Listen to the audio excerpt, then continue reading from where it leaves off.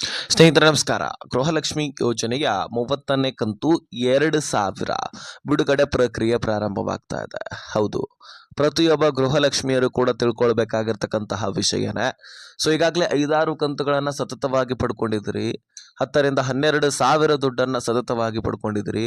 ಇದಕ್ಕೆಲ್ಲವೂ ಕೂಡ ಕಾರಣ ಚಳಿಗಾಲದ ಅಧಿವೇಶನ ಅಂತ ಹೇಳಬಹುದು. ಯಾವಾಗ ಚಳಿಗಾಲದ ಅಧಿವೇಶನ ನಡೆಯುತ್ತೋ ಸತತವಾಗಿ ಎಲ್ಲ ಕಂತುಗಳನ್ನು ಬಿಡುಗಡೆ ಮಾಡಲಿಕ್ಕೆ ಸರ್ಕಾರ ಮುಂದಾಗತ್ತೆ. ಅದರಲ್ಲಿ ಈ ವರ್ಷದಲ್ಲಿ ದುಡ್ಡಿನ ಕೊರತೆ ಇಲ್ವೇ ಇಲ್ಲ. ಹೌದು, 28,608 ಕೋಟಿಯಷ್ಟು ದುಡ್ಡನ್ನು ಗೃಹಲಕ್ಷ್ಮಿ ಯೋಜನೆಗೋಸ್ಕರನೇ, ಕೇವಲ ಈ ಒಂದು ಯೋಜನೆಗೋಸ್ಕರನೇ 28,608 ಕೋಟಿಯಷ್ಟು ದುಡ್ಡನ್ನು ಮೀಸಲಿಡಲಾಗಿದೆ. ಇದರಲ್ಲಿ 12 ತಿಂಗಳ ಹಣ, 12 ಕಂತುಗಳನ್ನು ಕೂಡ ನೀವು ಸತತವಾಗಿ ಪಡ್ಕೊಳ್ಬಹುದು, ಯಾವುದೇ ತೊಂದರೆ ಇಲ್ಲದೆ. ಹಾಗಾದರೆ ಇಷ್ಟೆಲ್ಲ ಕಂತುಗಳನ್ನು ನೀವು ಪಡ್ಕೊಳ್ತಾ ಇದ್ದೀರಿ. ಎಲ್ಲ ಗೃಹಲಕ್ಷ್ಮಿಯರು ಕೂಡ ಈ ಕಂತಿಗಾಗಿ ಕಾಯ್ತಾ ಇದ್ದೀರಿ, ಉಳಿದಂತಹ ಕಂತುಗಳು. ಹಾಗಾದರೆ ಯಾವ್ಯಾವ ಕಂತುಗಳು ಉಳಿದಿದ್ದಾವೆ, ಈಗಾಗಲೇ ಬಂದಿರತಕ್ಕಂತಹ ಕಂತುಗಳು ಯಾವುವು?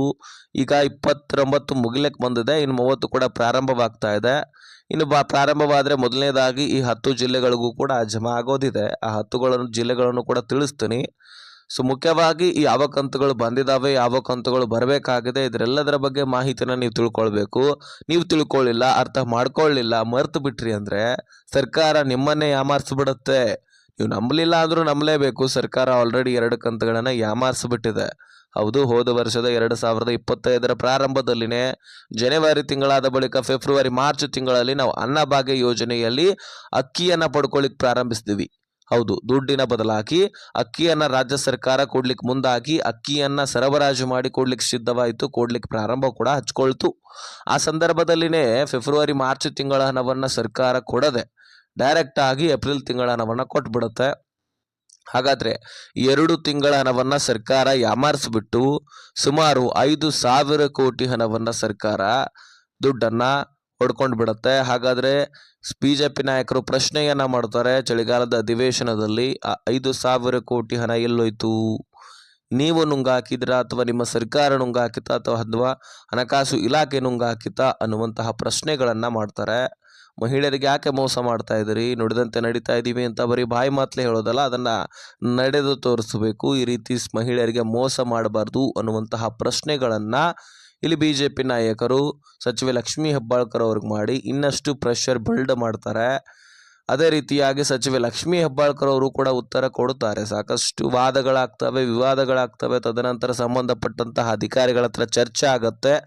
ನಾನು ಕೊಟ್ಟಿದ್ದೀನಿ ಅಂತ ಹೇಳ್ತಕ್ಕಂತಹ ಸಚಿವೆ ಲಕ್ಷ್ಮೀ ಹೆಬ್ಬಾಳ್ಕರ್ ಮೇಡಮ್ ಅವರು ದಿಢೀರನೆ ಹೌದು 2 ಕಂತುಗಳು ಪೆಂಡಿಂಗ್ ಉಳಿದಿದೆ, ಅವುಗಳನ್ನು ನಾನು ಮುಂದಿನ ದಿನಗಳಲ್ಲಿ ಸರಿಪಡಿಸ್ತೀನಿ, ಮಹಿಳೆಯರು ತಲೆ ಕೆಡಿಸ್ಕೊಳ್ಳುವಂತಹ ಅವಶ್ಯಕತೆ ಇಲ್ಲ, ಅವರ ದುಡ್ಡನ್ನು ಅವರ ಒಂದು ಖಾತೆಗಳಿಗೆ ಜಮಾ ಮಾಡುವಂತಹ ಜವಾಬ್ದಾರಿಯನ್ನು ಕೊಟ್ಟಿದ್ದಾರೆ, ಅವುಗಳನ್ನು ನಾನು ಸರಿಪಡಿಸ್ತೀನಿ ಅನ್ನುವಂತಹ ಭರವಸೆಯನ್ನು ಕೊಟ್ಟರು.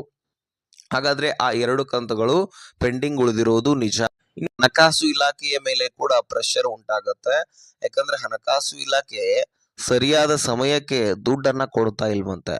ಈ ತಿಂಗಳ ನೋಟಿಸನ್ನು ಅದೇ ತಿಂಗಳಲ್ಲಿ ನಾನು ಕಳಿಸಿರ್ತೀನಿ, ಆದರೆ ಹಣಕಾಸು ಇಲಾಖೆ ದುಡ್ಡನ್ನು ಕೊಡದೇ ಇರುವಂತಹ ಕಾರಣಕ್ಕಾಗಿ ಇಷ್ಟೆಲ್ಲ ಕಂತುಗಳು ಪೆಂಡಿಂಗ್ ಉಳಿದಿದ್ದು. ಅಂದರೆ ಚಳಿಗಾಲದ ಅಧಿವೇಶನ ನಡೆಯುವಂತಹ ಸಂದರ್ಭದಲ್ಲಿ 4-5 ಕಂತುಗಳು ಕೊಡಬೇಕಾಗಿದ್ದು ಸರ್ಕಾರ ಪೆಂಡಿಂಗ್ ಉಳಿಸಿತ್ತು.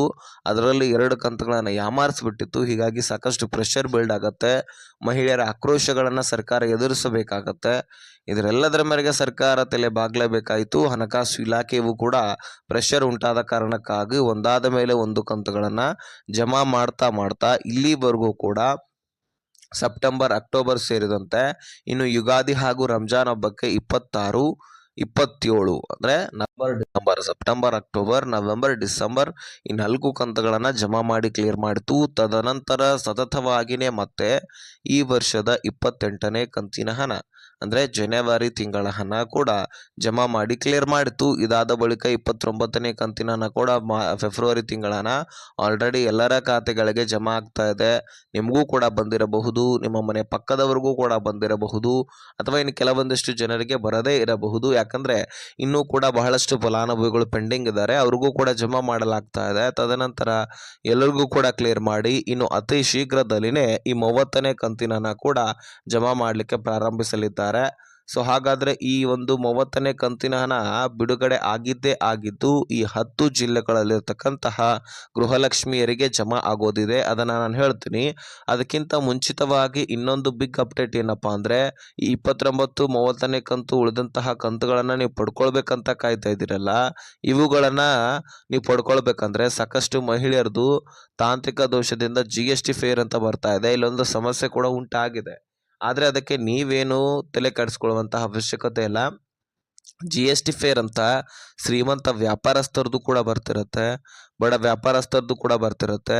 ಇನ್ನು ಶ್ರೀಮಂತ ಈಗ ಬಡ ವ್ಯಾಪಾರಸ್ಥರು ಶ್ರೀಮಂತರಾಗಬಾರ್ದತ್ತೇನಿಲ್ಲ. ಬಿಸ್ನೆಸ್ಸಲ್ಲಿ ಲಾಸ್ ಕೂಡ ಆಗ್ತಿರುತ್ತೆ, ಹೆಚ್ಚಾಗಿ ಫಾಯ್ದಾ ಕೂಡ ಅಂದರೆ ಅದರೊಳಗೆ ದುಡ್ಡನ್ನು ಕೂಡ ಗಳಿಸಿ ಶ್ರೀಮಂತರು ಕೂಡ ಆಗ್ತಿರುತ್ತೆ.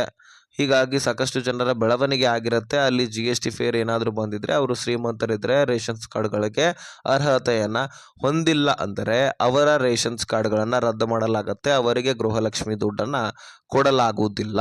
ಇದನ್ನು ಖುದ್ದಾಗಿ ಸರ್ಕಾರವೇ ತಿಳಿಸಿದೆ. ಇನ್ನು GST ಫೇರ್ ಅಂತ ಬರ್ತಾ ಇದ್ದು ಅವರು ಸಣ್ಣ ಪುಟ್ಟ ವ್ಯಾಪಾರಸ್ಥರಿದ್ದರೆ ಅವ್ರಿಗೇನು ತೊಂದರೆ ಇಲ್ಲ. ಅದು ತಾಂತ್ರಿಕ ದೋಷದಿಂದ ಬಂದಿರುತ್ತೆ. ಅದನ್ನು ನಾವು ಸರಿಪಡಿಸ್ಕೊಳ್ತೀವಿ, ನಾವೇ ಖುದ್ದಾಗಿ ರಿವೆರಿಫಿಕೇಷನ್ ಮಾಡ್ತೀವಿ. ತದನಂತರ ಅವರಿಗೆ ಎಂದಿನಂತೆ ದುಡ್ಡನ್ನು ಜಮಾ ಮಾಡ್ತೀವಿ ಅಂತ ಸ್ಪಷ್ಟನೆಯನ್ನು ಕೊಟ್ಟಿದೆ. ಇದರ ಮೇರೆಗೆ ಸರ್ಕಾರ ಬಹಳಷ್ಟು ಎಚ್ಚರಿಕೆಯಿಂದ ಕೆಲಸ ಮಾಡ್ತಾ ಇದೆ. ಎಷ್ಟು ಜನರನ್ನು ತೆಗೆದಾಕುವಂತ ಕಾಯ್ತಾ ಇದೆ. ಯಾರು ಒಂದು ಸ್ವಲ್ಪನೂ ಕೂಡ ಅನುಮಾನ ಬಂದರೂ ಅವರನ್ನು ರೇಷನ್ಸ್ ಕಾರ್ಡ್ಗಳಿಂದ ರದ್ದು ಮಾಡಲಾಗುತ್ತೆ. ಒಂದೇ ಮನೆಯಲ್ಲಿ ಎರಡೆರಡು ರೇಷನ್ಸ್ ಕಾರ್ಡ್ಗಳು ಇದ್ದಂಥವರು ಕೂಡ ಬಹಳಷ್ಟು ಜನ ಸಿಕ್ಕಿದ್ದಾರೆ. ಈಗಾಗಲೇ ನೋಡಿದಿರಿ ನೀವು, SIR ಪ್ರಕ್ರಿಯೆ ಆಯಿತು, ಗಣತಿಯ ಕಾರ್ಯಗಳಾಯಿತು. ಆ ಸಂದರ್ಭದಲ್ಲಿ ರೇಷನ್ಸ್ ಕಾರ್ಡ್ಗಳು ಒಂದೇ ಮನೆಯಲ್ಲಿ ಎರಡೆರಡು ಇದ್ವು ಸಿಕ್ಕು. ಆಧಾರ್ ಕಾರ್ಡು, ವೋಟರ್ ID ಅಂತ ಸಾಕಷ್ಟು ಡಾಕ್ಯುಮೆಂಟ್ಸ್ಗಳ ವೆರಿಫಿಕೇಷನ್ ಆಯಿತು.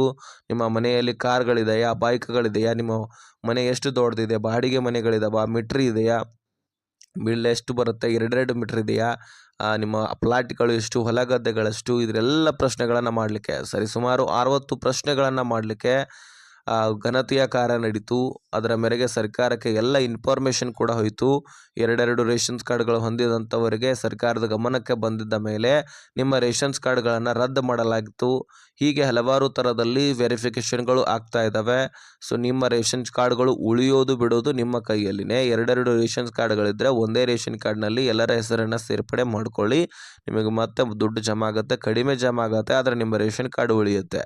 ಇಲ್ಲ ನಮಗೆ 2 ರೇಷನ್ ಕಾರ್ಡ್ ನಾವು ಯೂಸ್ ಮಾಡ್ತೀವಿ ಒಂದೇ ಮನೇಲಿ ಇದ್ಕೊಂಡು ಅಂದರೆ ನಿಮ್ಮ 2 ರೇಷನ್ಸ್ ಕಾರ್ಡ್ಗಳು ರದ್ದಾಗುತ್ತೆ. ಇದು ನಿಮ್ಮ ಇಷ್ಟ. ಇನ್ನು ಸ್ನೇಹಿತರೆ, ಈ 10 ಜಿಲ್ಲೆಗಳ ಬಗ್ಗೆ ನಾನು ಮಾಹಿತಿಯನ್ನು ತಿಳಿಸ್ಬೇಕಾಗಿತ್ತು, ತಿಳಿಸ್ತೀನಿ, ಕೇಳಿಸ್ಕೊಳ್ಳಿ.